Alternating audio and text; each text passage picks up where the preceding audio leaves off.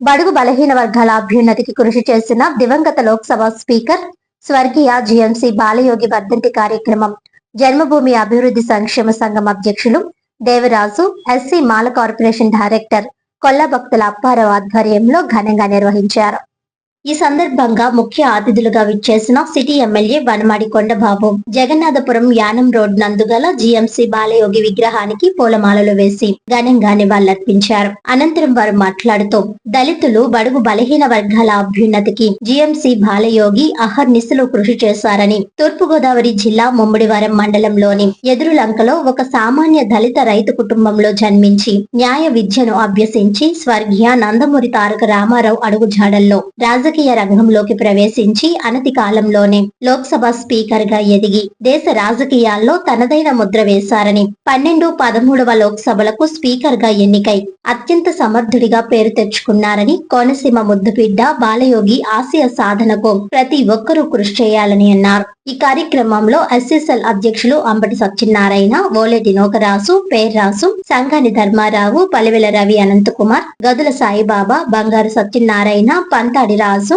గొరుసు వెంకట దుర్గారావు, బూడి ప్రకాష్, ఆకుల John Wesley, తెప్పల రామలింగేశ్వరరావు, సయ్యద్ అలీ, పాలిక నాని, సంఘాని నాగూర్, మండపక దుర్గా ప్రసాద్, ఆయేషా, బత్తిన ఉమ, తాడిచర్ల వెంకటేశ్వరరావు, పాలేపు నాగేశ్వరరావు, సంఘాని నాగేశ్వరరావు, గుత్తుల రమణ, అమలకంటి బలరాం, దౌర్ల చిట్టి బాబు, ఓలేటి పాండు, పట్టా ధనలక్ష్మి, బలసాడి శ్రీను తదితరులు పాల్గొన్నారు.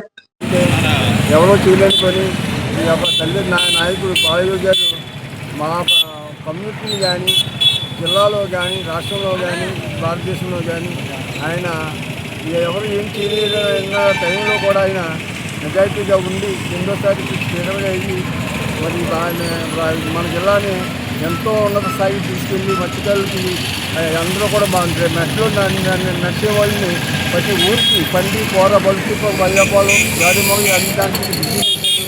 ఈరోజు నాకు అది కూడా నాకు చాలా ఆనందం. మరి ఈరోజు మరి చెప్పాలంటే ఆ స్థాయి తీసుకుని ఇంటి ఎవరన్నా ఉన్నారని చంద్రబాబు నాయుడు అని చెప్పాలి. 24వ వర్ధంతి కార్యక్రమం కాకినాడ సిటీ శాసనసభ్యులు వనమాడి కొండబాబు గారి ఆధ్వర్యంలో బాలయోగి బొమ్మ దగ్గర జరిగింది ఈ కార్యక్రమం. ఈ యొక్క కార్యక్రమం బాలయోగి గారికి ముఖ్యమైనటువంటి వ్యక్తి, బాలయోగి గారు విధేయత కలిగినటువంటి వ్యక్తి బొడ్డు దేవరాజు గారు. ఎస్సీలైన మేము కూడా చేయలేం, కానీ ప్రతి సంవత్సరం కూడా ఆయన పుట్టినరోజుకి, ఆయన వర్ధంతి కార్యక్రమానికి ఈ యొక్క బాలయోగి స్టాట్యూ దగ్గర ప్రతి సంవత్సరం కూడా కార్యక్రమం చేసే వ్యక్తి మా బొడ్డు దేవరాజు గారు. వారిని ప్రత్యేకంగా ఆంధ్రప్రదేశ్ దళితులందరి తరఫున అభినందిస్తూ, అలాగే తెలుగుదేశం పార్టీ అధికారంలోకి వచ్చినప్పటి నుంచి కూడా జిఎంసి బాలయోగి గారి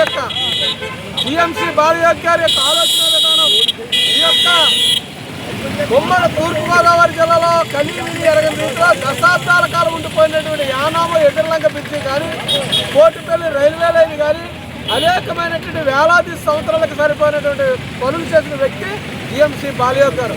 అలాగే మత్స్యకారుల్లో నుంచి ఎస్సీ సామాజిక వర్గం నుంచి చెందిన బాలయోగిని మత్స్యకారులందరూ కూడా ఆరాధ్య దైవంగా చేస్తున్నారంటే ఈరోజు ఆయన అందరిలో లిఖితమైపోయిన వ్యక్తి, కుల మతాలకు అతీతంగా అందరినీ ప్రేమించిన వ్యక్తి, పేదల పట్ల అంకిత భావంతో పనిచేసిన వ్యక్తి.